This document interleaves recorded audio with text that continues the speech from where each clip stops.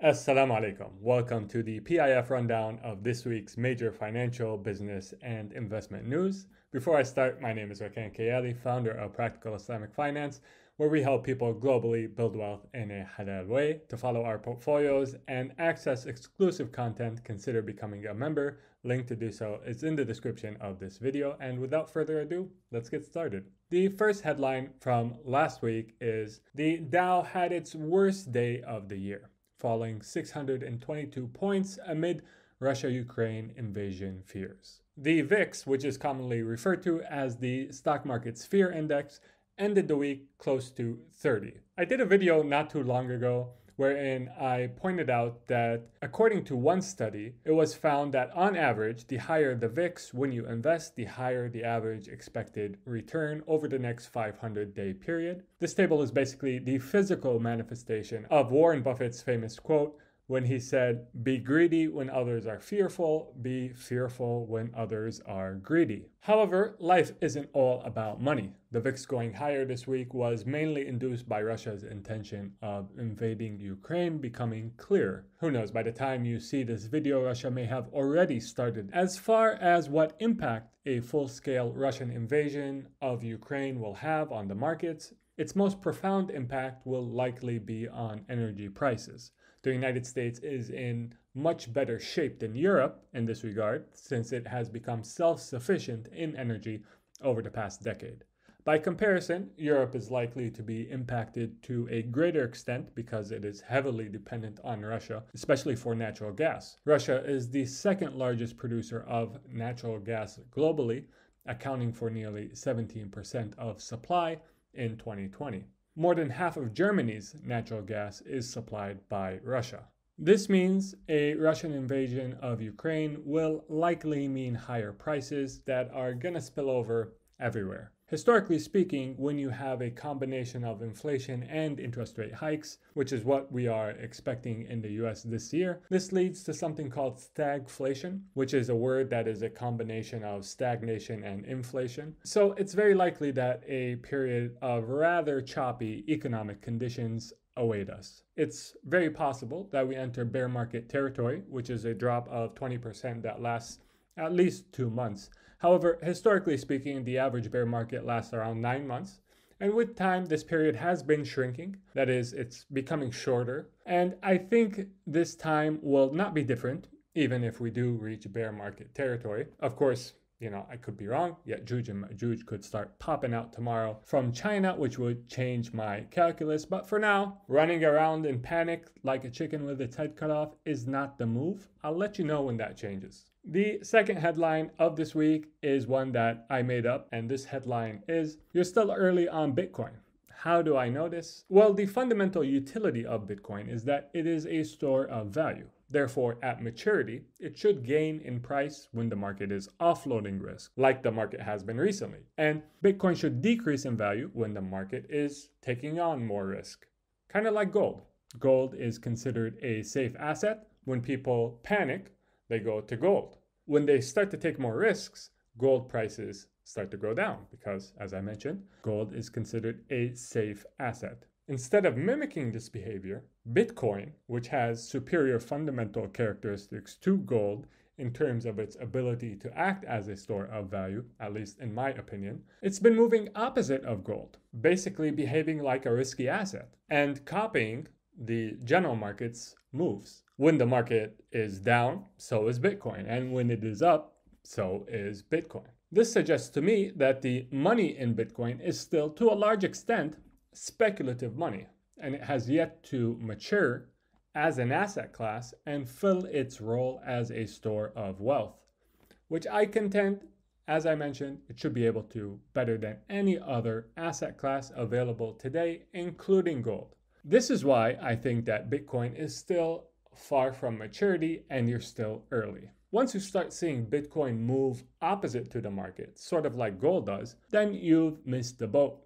Bitcoin has matured and you're no longer early. Not investment advice. Do your own due diligence, of course. as always. The third headline is that Wahed Invest got fined $300,000 by the SEC for misleading statements. The SEC said that from September 2018 through July 2019, Wahed allegedly promised investors that it would periodically rebalance its advisory accounts, but did not do so at the time. During that period, Wahed allegedly advertised its own proprietary funds when no such funds existed, according to the SEC. In July 2019, Wahed launched an ETF that sought to replicate the return less the fees of the FTSE USA Sharia Index maintained by FTSE Russell. The SEC says at the time, Wahed's robo-advisory clients' accounts were allocated to equities, gold, sukuk, which don't get me started on sukuk, and cash according to clients' risk tolerance and investment goals, the commission says. To help provide the initial equity capital for the Wahed ETF, the firm allegedly exercised its discretion to sell its robo-advisory clients out of individual equity positions in the days before the Wahed ETF launch, the SEC says. This amounted to more than $13 million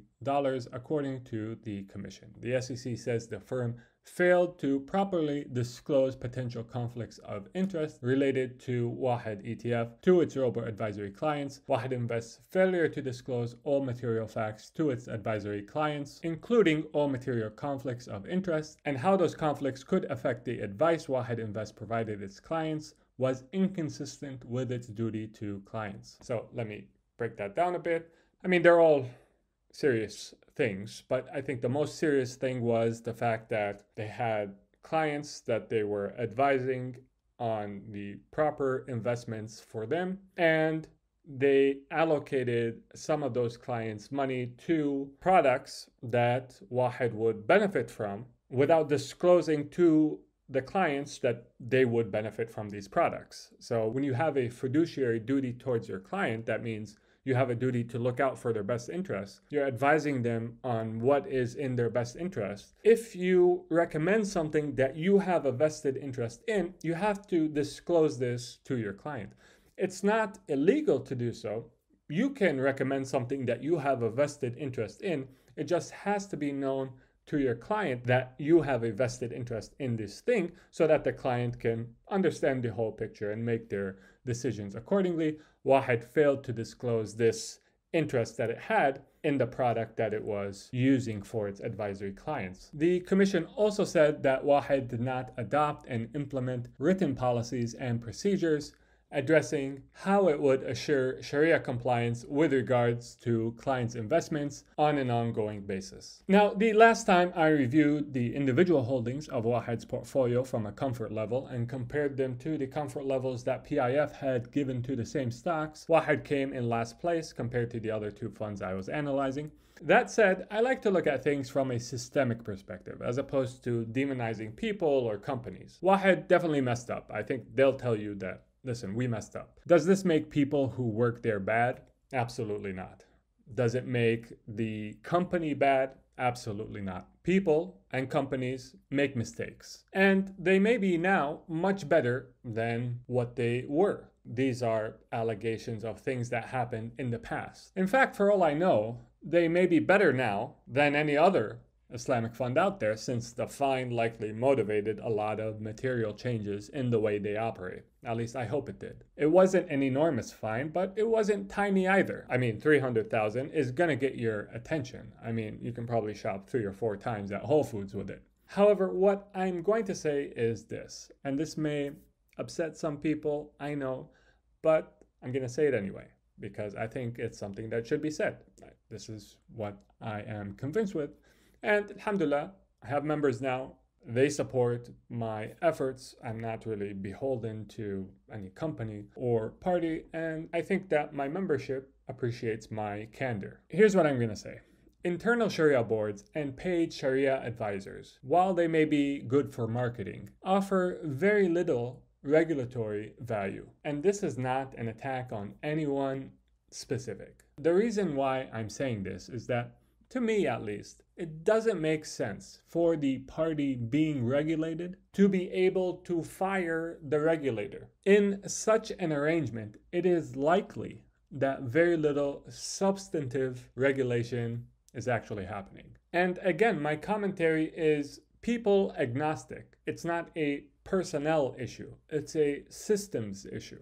It led to a disaster in the bond rating space, wherein you had bonds being rated by agencies that are paid by the bond issuers. And this contributed to the credit collapse in 2008, when a bunch of bonds with very little credit worthiness were given AAA ratings because the bond rating agencies were being paid by the bond issuers. So the bond issuers could fire the bond rating agencies if they didn't like their rating. So this has caused problems elsewhere. This type of system has caused problems elsewhere. And I think this issue, if not addressed in the Islamic finance industry, will lead to more serious problems down the road. Nowadays, whenever there is a startup in the Islamic finance space, they hire a celebrity sheikh or sheikhs and say, this is our Sharia board, this is our regulatory authority. I'm fine if you want to do that for marketing purposes, but I contend to you that this system is not a good one if you're after regulation, true regulation.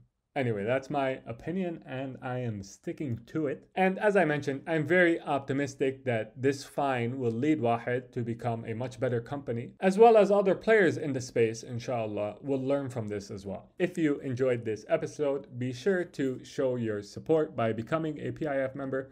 Link in the description. Aside from supporting our efforts, you'll get access to exclusive content and be able to follow the investment portfolios managed by yours truly. Do me a favor and leave a like if you enjoyed this episode. Subscribe and hit the bell so you're notified when new content is uploaded. Until next time, make sure to take care of yourself. Assalamu alaikum and peace be upon you all.